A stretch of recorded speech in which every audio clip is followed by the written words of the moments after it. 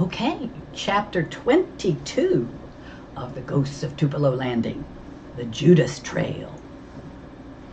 I trained my light along the ghost car's mysterious path, a path thick with trees and brambles, and then tilted my beam to the treetops. These trees stand shorter than the others.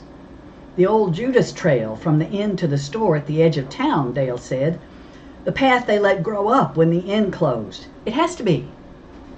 A raw scream jolted the night, bouncing off trees, zinging my nerves. I hit the ground and looked over at Dale's feet.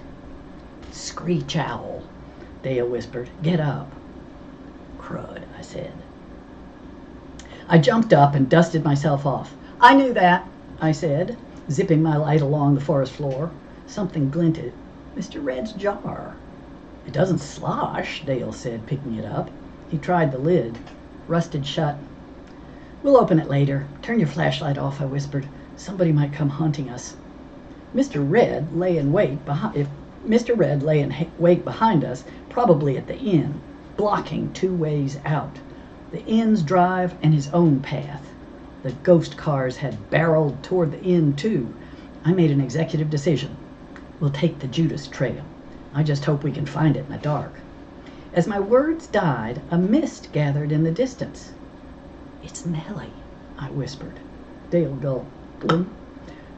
"That would be sweeter if she had a pulse." Nellie crept closer. "Don't crowd me," he called.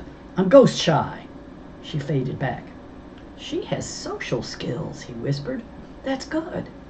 We began the slow trek, following Nellie back to town. "Cash," the colonel said an hour later, wiping the earth from the jar.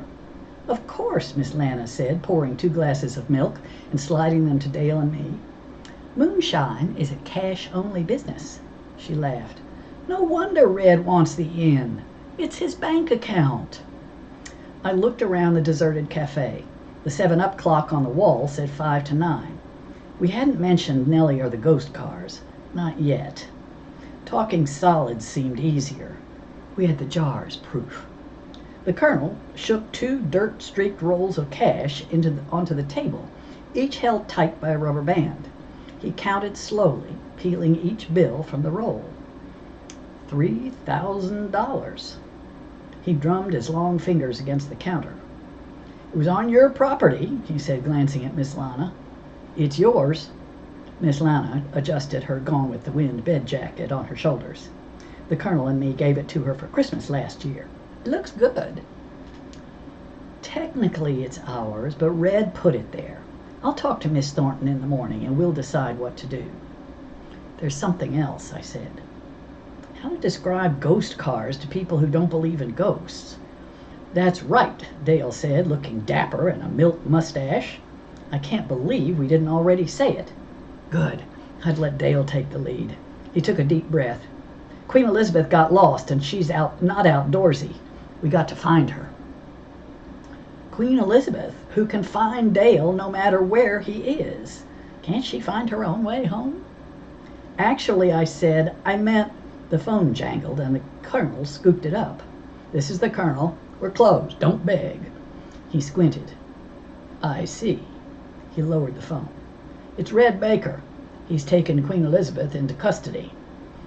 Dale went 6 shades of pale. The colonel turned back to the phone.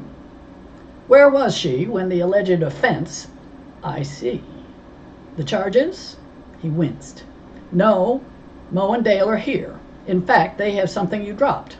We can talk about it tomorrow morning when we pick up Queen Elizabeth. And Red," he said, making his voice level as moonlight, "we expect to find her in good health and good spirits when we get there." He hung up. "Red says Queen Elizabeth killed a chicken. He's penned her for the night." "He's a liar!" Dale shouted. "She never killed a chicken in her life." Miss Lana, who says never say never, raised her eyebrows. I tried to think ahead. "Dale's right.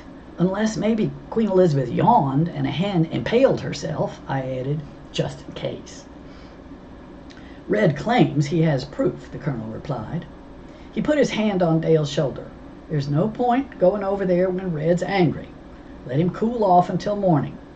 He'll keep her safe. He has to." Don't worry, Miss Lana said. We'll get her back. Call Rose and tell her you're staying here overnight. Dale dragged himself to the phone. I slipped my arm around the Colonel's waist. He's as sinewy as old oak. The Colonel with a heart just as true. He'd have Queen Elizabeth sprung by lunchtime. Next to Lavender, he's the best father Dale's got. That night I couldn't sleep. Could have been the ghost gate cars. Could have been Queen Elizabeth's capture. Could have been the Colonel's snores rattling the house. I clicked on my light. Miss Lana says insomnia's life's invitation to overachieve. I grabbed volume 6 and my homework list. In a diabolical display of teacher cunning, Miss Retzel had combined our language arts and history assignments.